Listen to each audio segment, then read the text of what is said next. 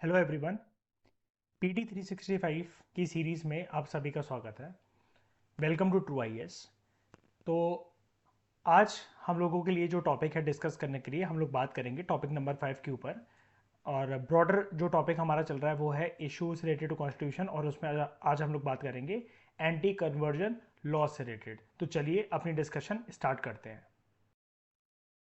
बात करेंगे दोस्तों सबसे पहले कंटेक्स्ट की। तो कंटेक्स्ट ये है कि कर्नाटका की विधानसभा ने वहाँ की लेजिस्लेटिव असेंबली में हाल ही में एक एंटी कन्वर्जन बिल जो है वो पास करा। ठीक है। और उसका नाम था, जो उधर की विधानसभा में पास करा गया कर्नाटका की, पूरा नाम था इस बिल का Karnataka right to freedom of religion bill 2021। अब right to freedom of religion तो वैसे भी एक फंडामेंटल राइट है। ठीक है। तो इसके लिए बिल लाने की जरूरत क्या थी जब कॉन्स्टिट्यूशन में पूरे देश में ही right to freedom of religion एक फंडामेंटल राइट है। तो सवाल ये उठता है कि फिर इसको एंटी कन्वर्जन बिल बोलकर लाने की जरूरत थी क्या। तो देखिए, कन्वर्जन का जो मामला है ना, अक्सर हमारे देश में एक सेंसिटिव इशू बनकर रहता है कि ऐसा माना जाता है कि जो लोग, कुछ लोग हैं जो दूसरे कम्युनिटीज का फोर्सफुल तरीके से कन्वर्जन करवाते हैं।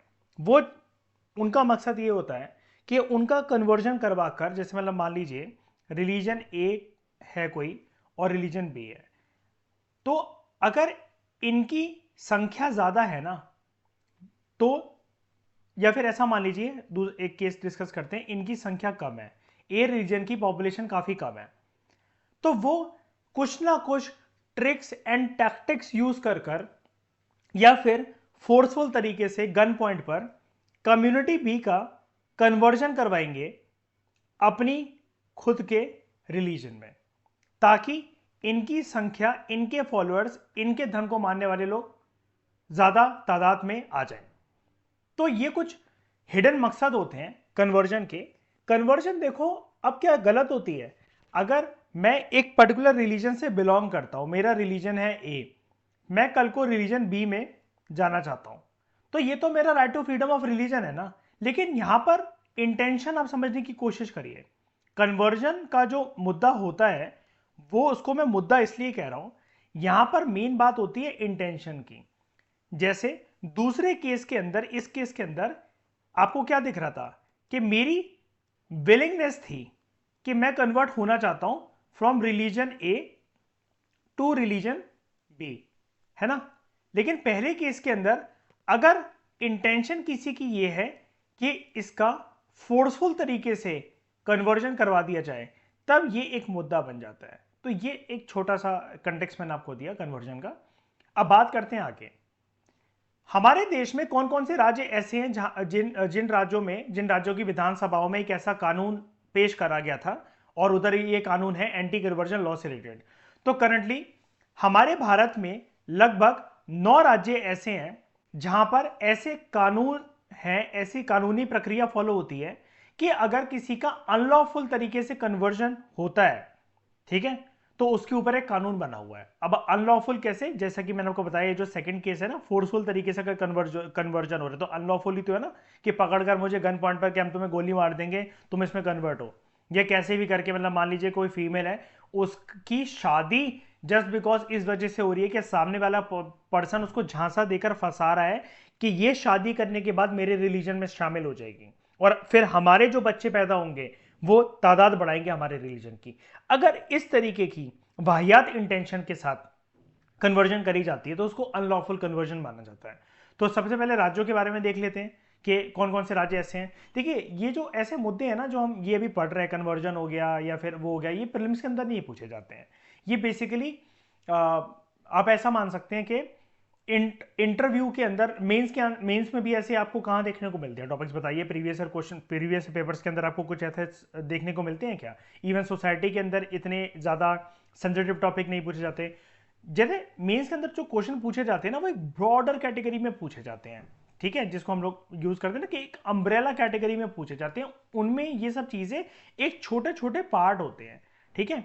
लेकिन स्पेसिफिकली कि इसको उठाकर कोई चीज पूछ ली जाएगी तो ऐसा नहीं होता। लेकिन फिर भी कुछ कहा नहीं जा सकता, कुछ भी। UPSC is full of surprises. तो जो यहाँ पर फैक्ट है, हम फैक्ट देख लेते हैं कि ऐसे कौन से 9 राज्य हैं जहां पर कानून बना हुआ है कि अनलॉफुल कन्वर्जन को रोकने के लिए। Number 1 Odisha, number 2 Madhya Pradesh, number 3 Arunachal Pradesh, Gujarat चौथा, हिमाचल प्रदेश पांचवा, Chhattisgarh number 6, Jharkhand number 7, Uttarakhand number 8 और फाइनली लास्ट में है यूपी नंबर 9 पर। यहाँ पर कन्वर्जन से डील करने के लिए कानून है। ठीक है, अब अगर हम लोग बात करें हिस्ट्री की कि एंटी कन्वर्जन लॉज का इतिहास कैसा रहा है, तो एक बारी इस इतिहास की तरफ हम लोग देखते हैं। हिस्ट्री की बात ना दोस्तों हम लोग 3 पैरामीटर्स के ऊपर के बेसिस पे करेंगे। सबसे पहले बात करेंगे आज़ादी से पहले क्या सिनेरियो था, मतलब प्री इंडिपेंडेंस क्या सिनेरियो चलता था। तो देखिए, बड़े सारे एंटी कन्वर्जन लॉज ना हिंदू प्रिंसली स्टेट्स ने इंट्रोड्यूस करे थे। ठीक है, जहां पर राजा होते थे, प्रिंसेस होते थे, उनकी जो प्रिंसली स्टेट्स थे उन्होंने इंट्रोड्यूस करे थे। ये काम उनके द्वारा करा गया था 1940s में और 1930s में, ताकि उन राज्यों की, वो हिंदू प्रिंसली स्टेट ये चाहते थे, उनके लोगों की, उनकी प्रजा की और उनकी खुद की भी, पूरे के पूरे उनकी प्रिंसली स्टेट की रिलीजियस आइडेंटिटी प्रिजर्व रहे, बरकरार रहे। क्योंकि उस टाइम पर उनको डर था कि जो क्रिश्चियन मिशनरीज यूरोप से आ रहे थे और जो कोशिश कर रहे थे कि कैसे भी करके हिंदुस्तान में रहने वाले लोगों को पूरे के पूरे क्रिश्चियनिटी के अंदर हमें कन्वर्ट करवाना है, इस इन्फ्लुएंस को रोकने के लिए अलग अलग प्रिंसली स्टेट्स के खुद के कानून थे। जैसे हम कुछ एग्जांपल लेते हैं, रायगढ़ का एक कानून था, Raigarh state conversion act 1936। Patna Bihar का एक वो था, उस टाइम पर एक प्रिंसली स्टेट थी Patna, Patna freedom of religion act 1942। ठीक है, और Udaipur, Udaipur state anti conversion act of 1946। ठीक है, फिर हम लोग बात करते हैं नेशनल लेवल पे कौन कौन से फेल्ड अटेम्प्ट्स रहे हैं कि कन्वर्जन लॉ आना, इंट्रोड्यूस करने के मकसद से आना तो चाह रहा था लेकिन आ नहीं पाया। जैसे 1954 के अंदर, ये याद रखना कि हम ये सारे के सारे जो मैं आपको बताने वाला हूं ये फेल्ड अटेम्प्ट्स है। ठीक है, 1954 के अंदर पार्लियामेंट में कोशिश करी गई कि एक बिल को इंट्रोड्यूस करा जाए, इंडियन कन्वर्जन रेगुलेशन और एंड रजिस्ट्रेशन बिल, इसको इंट्रोड्यूस करा गया। फिर 4 साल बाद 1960 के अंदर, 6 साल बाद सॉरी, 1960 के अंदर backward communities religious protection bill introduce करा गया। 1979 में freedom of religion bill introduce करा गया। लेकिन यहां पर पार्लियामेंट्री सपोर्ट मिला नहीं इन तीनों के तीनों बिल को, मतलब ये 54, 60 और 79 में इंट्रोड्यूस करे जाने वाले बिल को पार्लियामेंट्री सपोर्ट नहीं मिला और इसके चलते ये बिल हो गए लैप्स। मान लीजिए कि एक हाउस में मतलब लोकसभा में जैसे, मतलब मान लीजिए कि पास हो भी गया था तो राज्यसभा में पास नहीं हो पाया। ठीक है, ऐसा मतलब इसलिए इसको कहा गया फेल्ड अटेम्प्ट। अब करंट स्टैंड क्या है, क्या आज कुछ हमें देखने को मिलते हैं क्या एंटी कन्वर्जन लॉ इंडिया के अंदर? तो देखिए 2015 में, साल 2015 में लॉ मिनिस्ट्री ने यह कहा था कि ये जो मैटर है ना, कौन सा मैटर, फोर्स कन्वर्जन से रिलेटेड, ये प्योरली स्टेट सब्जेक्ट की कैटेगरी में आता है।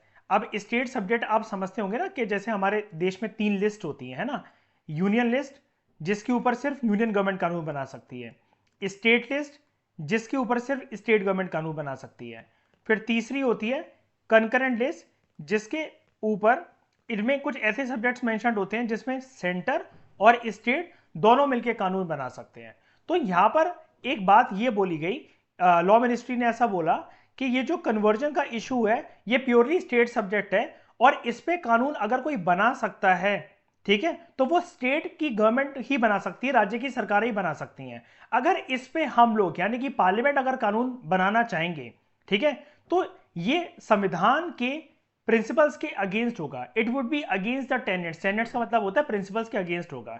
इसका मतलब क्या है, हम लोग कंक्लूजन ये बोल सकते हैं कि प्रीलिम्स के अंदर ये क्वेश्चन अगर आए तो ऐसा बन सकती है इसकी स्टेटमेंट कि एंटी कन्वर्जन लॉज जो हैं क्या उनके ऊपर सिर्फ पार्लियामेंट मतलब पार्लियामेंट कानून बनाता है एंटी कन्वर्जन लॉ के ऊपर, या राज्य सरकारें भी बनाती हैं, या दोनों बनाती हैं? तो दोनों नहीं बनाती हैं क्योंकि पार्लियामेंट के पास कोई अधिकार नहीं है। 2015 में लॉ मिनिस्ट्री ने एक पेपर रिलीज कर एक डॉक्यूमेंट रिलीज कर इस बात को क्लैरिफाई कर दिया था कि ये प्योरली एक स्टेट सब्जेक्ट है और पार्लियामेंट अगर इस डोमेन में घुसेगी, इस स्टेट सब्जेक्ट में घुसेगी, तो it would be considered as violation. किस चीज का वॉयलेशन? कि जो पावर डिवीजन है सेंटर और स्टेट के बीच में, दोनों आपसी सहमति से सिर्फ कहां पर कानून बना सकते हैं? Only in the domain of concurrent list. ठीक है, तो आप याद रखना कि एंटी कन्वर्जन लॉस के ऊपर कानून सिर्फ राज्य की सरकारें बना सकती है, पार्लियामेंट नहीं बना सकता। ठीक है, अब हम लोग बात करते हैं कि सुप्रीम कोर्ट का टाइम टू टाइम स्टैंड क्या रहा है एंटी कन्वर्जन लॉस पे। एंटी कन्वर्जन लॉस लेकर कौन आता है? स्टेट गवर्नमेंट ला सकती है। जैसा कि हमने देखा 9 स्टेट्स में अभी करेंटली एंटी कन्वर्जन लॉस जो हैं वो चलते हैं, ठीक है, ताकि फोर्सफुल कन्वर्जन ना हो सके। इसके ऊपर 9 राज्यों का एक एंटी कन्वर्जन लॉ है, उनके स्टेट में लेजिस्लेशन है जो कि उनकी विधानसभा लेकर आई, ठीक है।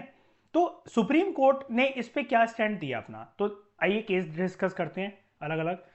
रेबर्ड Stainislaus versus state of Madhya Pradesh and others, 1977 का ये केस है।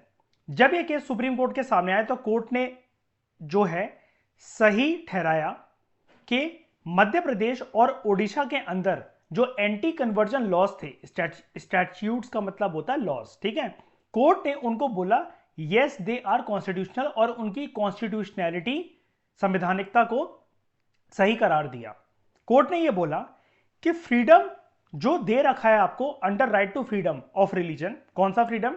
Freedom to propagate one's of religion, कि आप अपने रिलीजन को फैला सकते हो, ठीक है, प्रोपोगेट कर सकते हो, लोगों को बता सकते हो कि आपका धर्म क्या बताता है, उसके प्रिंसिपल्स क्या हैं, उसके मॉरल प्रिंसिपल्स क्या हैं।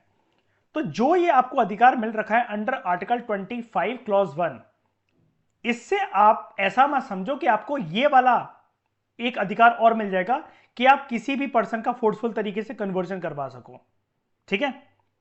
बेंच ने यह रूल करा, ठीक है, कि bench rule that purposive conversion would impinge on the freedom of conscience, कि अगर आप पर्पसफुली किसी का कन्वर्जन कर रहे हो तो वो फोर्सफुली हो गया ना, कि आप जानबूझकर मतलब ये षड्यंत्र रच रहे हो, ठीक है, कि उसका कन्वर्जन हो जाए, वो हमारे रिलीजन में शामिल हो जाए, फिर हमारे जो बच्चे पैदा हों फिर वो उसी रिलीजन के, नए वाले रिलीजन के अंदर जिसको मैंने कन्वर्ट करवाया फिर वो उसी रिलीजन के माने जाएंगे, जिससे हमारी संख्या बढ़ेगी।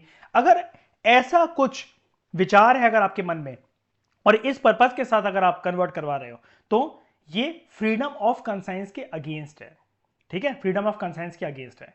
मुझे आप एक बात बताइए, मैं एक सिनेरियो आपको देता हूं, जैसे ये मैं हूं, ठीक है, दीपांग, और मेरी एक किसी लड़की से शादी हुई है, मान लेते हैं उसका नाम मान लेते हैं हिना, ठीक है।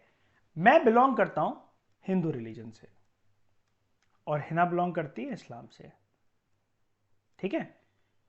मुझे एक बात बताइए, नॉर्मली हिना को एज अ पर्सन जब वो मेरी वाइफ बन रही है तो उससे कोई दिक्कत नहीं है कि अगर वो हिंदुज्म में उससे कैर ऑफ ना निकले, उससे कोई दिक्कत नहीं है, और होगा भी यही कि जैसे मतलब होगा भी यही इन द सेंस, मैं इसलिए कह रहा हूँ कि इंडियन सिनेरियो के आप ध्यान से जानते ही हैं कि फीमेल मेल के घर जा रही है और वो उसका रिलीजन अडॉप्ट कर रही है, ठीक है।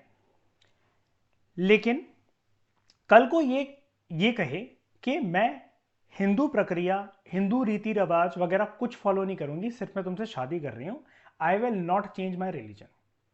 तुम्हारे लिए मैं सिंदूर वगैरह लगाना या फिर मंदिर जाना या शिवलिंग पे जल चढ़ाना ये सब मैं फॉलो नहीं कर पाऊंगी।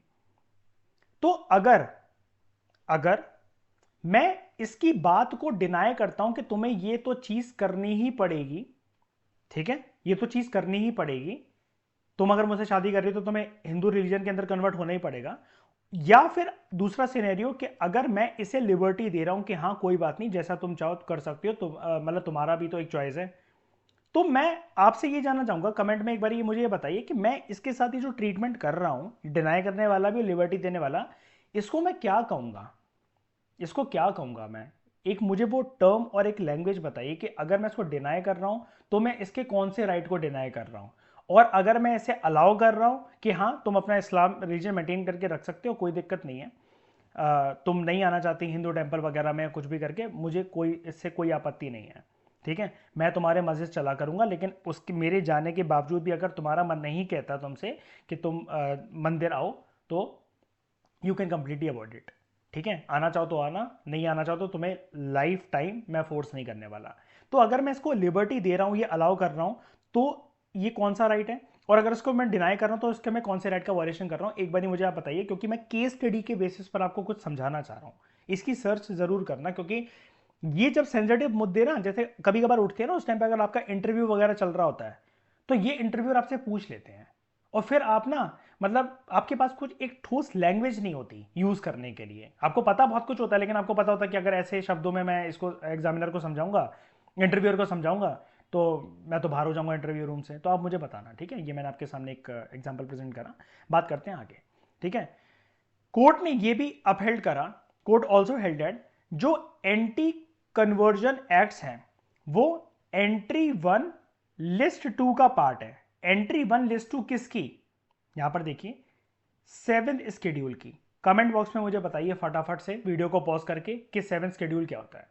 ठीक है, और क्योंकि ये 7th शेड्यूल का पार्ट है तो कोर्ट ने बोला कि इनको इसलिए एंटी कन्वर्जन लॉज को इसलिए बनाया गया है ताकि डिस्टर्बेंसेस जो होती हैं पब्लिक ऑर्डर में उनको अवॉइड करा जा सके। कैसे अवॉइड करा जा सकेगा? By prohibiting conversion from one religion to another. ठीक है, एक रिलीजन से दूसरे रिलीजन में अगर फोर्सफुल तरीके का कन्वर्जन होता है तो उसको अवॉइड करके अगर उस कम्युनिटी के वो कंसाइंस के विरुद्ध है, उसके अगेंस्ट है, अगर तब ऐसे हालात में कन्वर्जन हुआ है कि पर्सन जिस कम्युनिटी में शामिल होने जा रहा है और उसकी जो खुद की कम्युनिटी थी वहां पर कन्वर्जन होना या फिर उस पर्सन का दूसरे कम्युनिटी के अंदर शामिल होना वो पर्सन खुद भी नहीं चाहता था, या दूसरी कम्युनिटी के भी हम आगे पढ़ेंगे, मैं आपको बताने वाला हूं अभी लास्ट पॉइंट, ये जो एम चंद्रा केस है कि दूसरी कम्युनिटी के अंदर एक्सेप्टेंस भी होनी चाहिए कि आपको वो अपनाएं। आप तो कन्वर्ट करने के लिए मान गए लेकिन सामने वाला कह रहा है कि नहीं, इसके मानने के बावजूद भी, जैसे आप यहां पर एग्जाम्पल देखिए कि जैसे हिना कल को ये कह रही है कि शादी करके मुझसे कि ठीक है मैं अपना लूंगी हिंदुज्म, लेकिन मेरी फैमिली वाले नहीं मान रहे कि नहीं इसके चेंज करने से क्या होता है, ये बॉर्न तो मुसलमान फैमिली में हुई है ना। ठीक है, बात कर अभी मैं बताता हूं आपको इसके बारे में। अगला केस देखते हैं, सुप्रीम कोर्ट के सामने जो आया 1995 के अंदर सरला मुद्गल केस। सरला मुद्गल केस में सुप्रीम कोर्ट ने यह बोला, Supreme Court held that conversion to Islam, अगर इस्लाम के अंदर कन्वर्जन होती है, इट इज नॉट वैलिड। ठीक है, it is not valid if done only in order to able to practise polygamy. Just because अगर आप पॉलीगैमी प्रैक्टिस करना चाहते हो, ठीक है, तो इस्लाम के अंदर कन्वर्ट होना या किसी पर्सन का इस्लाम के अंदर कन्वर्ट करा जाना, यह चीज ठीक है वैलिड नहीं है अगर आपका मकसद, क्योंकि यहां पर बात क्या हो रही है, यहां पर बात हो रही है इंटेंशन की। और कल मैंने आप लोगों से पूछा था कि पॉली एंट्री, पॉलीजाइनी और पॉलीगैमी का आपको मतलब बताना, किसी ने नहीं बताया, वेरी बैड। ये मुझे आज कमेंट बॉक्स में बताइए अभी फटाफट सर्च करके कि पॉलीगैमी का मतलब क्या होता है। ठीक है, देखो आप मेहनत करोगे तभी मैं मेहनत करूंगा, वरना नहीं करने वाला मैं मेहनत, मैं छोड़ दूंगा फिर मैं वीडियो बनाना। ठीक है, Lata Singh versus state of UP. Court ने इस केस के अंदर यह हाईलाइट करा कि एक जरूरत है स्ट्रिक्ट तरीके से पनिशमेंट देने की। ठीक है, स्ट्रिक्ट तरीके से पनिशमेंट देने की। ओवर अगर कुछ ऐसे एक्ट्स देखने को मिलते हैं हमें जहां पर वॉयलेंस का और थ्रेट्स का इस्तेमाल करा गया है, किन सर्कमस्टांसेस के अंदर, इंटरकास्ट और इंटरफेथ मैरिजेस के कंटेक्स्ट में। तो ऐसे केसेस के अंदर अगर वॉयलेंस और थ्रेट का यूज करा गया, इंटरकास्ट और इंटरफेथ समझ रहे हैं ना आप, ये एक तरीके से कन्वर्जन ही हो गया, और वॉयलेंस और ये दो चीजें यूज हो रही हैं तो ये फोर्सफुल कन्वर्जन हुआ। तो ऐसे केसेस के अंदर पनिशमेंट भी दी जा सकती है पर्सन को। आज की क्लास का last case M Chandra versus M Thangamuthu and another 2010 का एक केस है। सुप्रीम कोर्ट ने यहां पर एक ले डाउन करा एक प्रिंसिपल कि आपको एक टेस्ट प्रूफ करना पड़ेगा, टेस्ट प्रूफ करना पड़ेगा अगर कन्वर्जन होती है। कन्वर्जन का मुद्दा हमारे सामने आता है तो सुप्रीम कोर्ट ने बोला कि हम उसको एक टेस्ट के पैरामीटर से, जो कि हमने बना रखे हैं पैरामीटर, उसके बेसिस पर टेस्ट करेंगे कि क्या ये कन्वर्जन विलिंगनेस वाली थी या फिर फोर्सफुल थी। सबसे पहला देखो, फर्स्ट एक कन्वर्जन होनी चाहिए। कन्वर्जन का केस तो तभी आएगा ना, मतलब कुछ भी मतलब लिख देते हैं यार, हैं मतलब सबसे पहले तो यार मतलब वो ये बोल रहा है कि कन्वर्जन होनी चाहिए, डेफिनेटली यार होनी चाहिए। तो अंडरस्टैंडिंग वाली बात है कि जब टॉपिक ही उसका गया है, सुप्रीम कोर्ट के पास केस ही वो गया है, तो कन्वर्जन होनी भी तो चाहिए ना। तो कोर्ट ने वैसे ये बोला साफ तौर से, देखो क्या होता है कि जुडिशरी जब भी क्या होता है कि कोई गाइडलाइन जारी करती है तो बिल्कुल बच्चों की तरह वो बेसिक तरीके से समझाती है। हमें तो थोड़ा सा नॉनसेंस लग रहा होगा कि हाँ भाई साहब हमें पता है कन्वर्जन का मामला, तभी तो कन्वर्जन हुई, तो आप इसको ये क्यों बोल रहे हो टेस्ट के अंदर के, पहला तो आप यही प्रूव करो कि कन्वर्जन हुई है। तो मतलब कहने का मतलब क्या, सुप्रीम कोर्ट ने बोला यहां पर आप उसका थोड़ा सा इंटेंशन समझो मैच्योर तरीके में, कि there should be a instance of conversion. Conversion का कोई इंस्टेंस होना भी चाहिए, ऐसा नहीं कि उठा के बोल दे कि कन्वर्जन हुई है। There should be a instance of conversion. ठीक है, सेकंड बहुत इंपॉर्टेंट है ये, acceptance into the community to which the person converted. जिस कम्युनिटी के अंदर पर्सन कन्वर्ट हुआ है उस कम्युनिटी में उसकी एक्सेप्टेंस होनी चाहिए। जैसे इस केस के अंदर हिना जो थी वो इस्लाम से बिलोंग कर रही थी, लेकिन मेरी वाइफ बनने के बाद उसने बोला ठीक है मैं हिंदुज्म रिलीजन अपना लूंगी। इस केस के अंदर जो कि हमने एग्जांपल डिस्कस करा कि हाँ ठीक है मैं अपना लूंगी, मुझे कोई दिक्कत नहीं है, मुझे कोई आपत्ति नहीं है, ठीक है। लेकिन बात वही आ गई जो मैंने अभी आपको थोड़ी देर पहले बताई। मेरे फैमिली मेंबर्स ये कह रहे हैं कि इसके चेंज करने से क्या होता है, इसके एक्सेप्ट करने से क्या होता है, इसका सिंदूर लगाना, इसका मंदिर जाना, लेकिन ये पैदा तो इस्लाम फैमिली में हुई है तो हम तो नहीं मान रहे, जैसे अब हमारे घर की बहू। समझ में आ रही है बात? तो एक्सेप्टेंस भी दिखनी चाहिए, वरना वो एक तरीके से कन्वर्जन नहीं मानी जाएगी, ठीक है। ये कुछ पैरामीटर्स हैं, बहुत ज़्यादा इंपॉर्टेंट प्रिम्स के परस्पेक्टिव से बहुत ज़्यादा इंपॉर्टेंट तो नहीं था, लेकिन इंटरव्यू और मेल्स के परस्पेक्टिव से जो हमें एक ऐसे सेंसिटिव इश्यूज पर एक एडमिनिस्ट्रेटर की तरह पॉइंट्स देने होते हैं तो उसके लिए ये काफ़ी था। तो आज की डिस्कशन में दोस्तों इतना ही। ऑफिशियल लैंग्वेज के बारे में बात करेंगे नेक्स्ट टॉपिक के अंदर। Thank you very much for discussion.